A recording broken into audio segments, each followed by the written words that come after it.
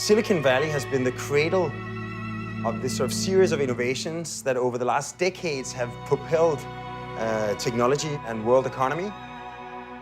But all of the resources, all of the intelligence has been invested into the immaterial, the digital realm, the internet. It was just fascinating to be seeing the physical reality of a valley that has changed the world, and that valley actually itself hasn't changed. Tech really hasn't adopted a particular language for buildings. I mean, we've just found old buildings, and we've moved into them, and we've made do best we could. We have an opportunity to build new buildings, which is nothing unique, which people do every day all over the world. But what we've tried to do is take a step back and say, how do buildings work with nature? You know, what will transit look like in the future? Not what is transit today. We're really making sure that we make spaces very open and accessible, so it's just not for Googlers, but it's for anyone who lives in the area to come by. And then the last piece, which is really Google at its heart. In anything we do, trying to leave the project, giving something back to the world that they didn't have before we started.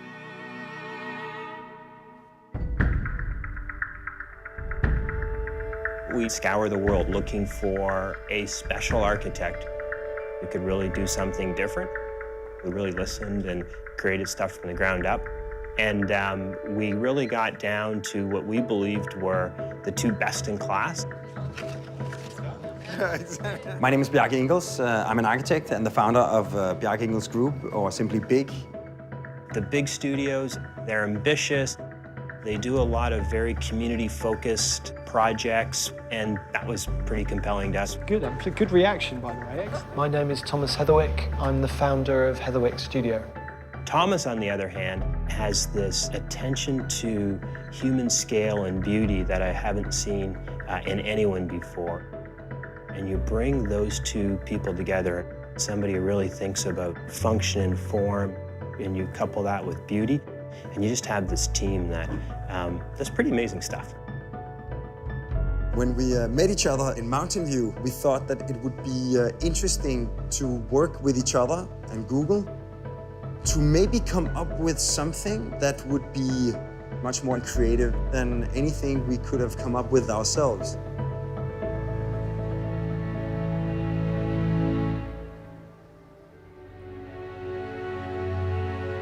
What is the best possible environment we can make to invent, engineer, and most importantly, make ideas happen and go out into the world?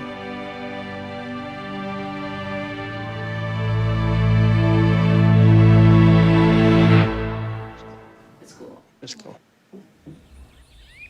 When you visit the Google campus, there's lots of trees. But there's this constant major undermining of that by the road system and the infrastructure required for all of those cars. And it just feels like trees are like street furniture. And everything has turned into parking lots. We're trying to sort of reverse this process and really sort of recreate some of the natural qualities that have been there in the first place. Really transform the sea of parking that you find today into sort of a natural landscape where you'll find an abundance of green both outside but also inside. These are greenhouses that enclose and protect pieces of nature. Next to ecologically sensitive areas, we're able to pull back buildings and create wildlife habitat. We're able to create areas where we're restoring waterways that bring water out to the bay. It's interesting to try and look at how you can really augment or turn the dial up more on that nature at the same time as looking to really protect the land use.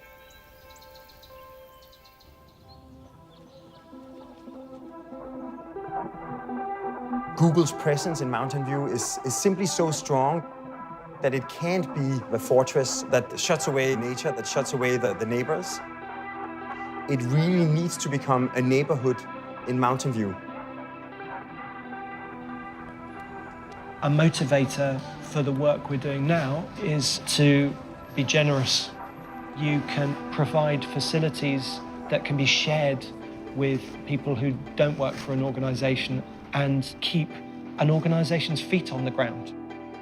The buildings themselves allow both the public as well as employees to move through them. We wanted to make sure that we create a community where bikes and pedestrians felt like they didn't have to worry about cars zipping by at 70 miles an hour. Part of our work is to try to find ways to make places that you would go and have a conversation and go for a walk with great pleasure and choose in a weekend to be. So in that sense, our idea for the Google campus is really to give it the diversity, the liveliness that you find in an urban neighborhood, so that a lot of the traditional distinctions in an urban setting or in an office environment will have evaporated or at least been blurred significantly. How will we work 5 years from now? How will we work 15 or 20 years from now? We don't know what it's going to be, but we know that it just needs to be this incredibly flexible space for it to work. In nature, things aren't over-programmed or over-prescribed. And in a way, if our cities or our work environments could have more of this flexibility or openness for interpretation, they would become more stimulating and more creative environments to live and work in. In a traditional building, reconfiguring from office space to automotive to biotech would take months and years, and you would knock those buildings down, and then 5 or 10 years later, you'd do it again. The desire really is to try to create pieces of environment you can work in multiple ways.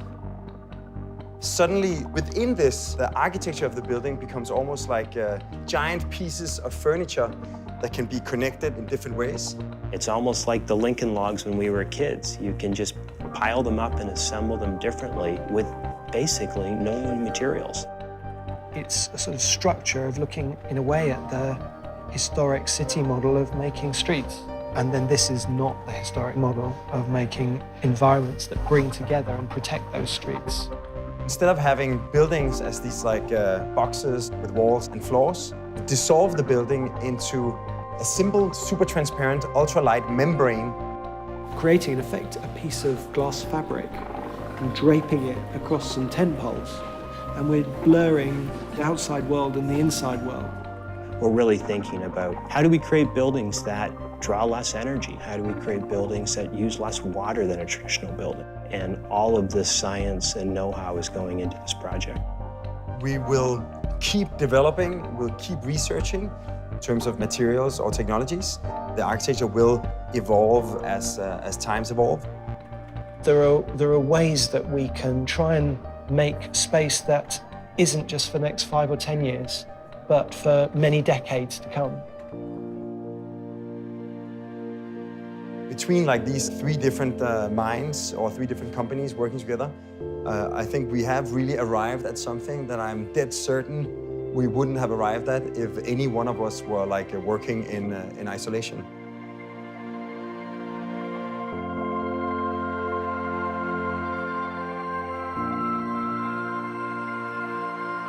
We have a duty to reflect in the physical environment the values that have been manifested in the innovations that have come out from this part of California. A humanistic spirit is something that it feels really important to embody in what we build. And so that's shared between all of us and is exciting and driving us and will be, in its way, revolutionary.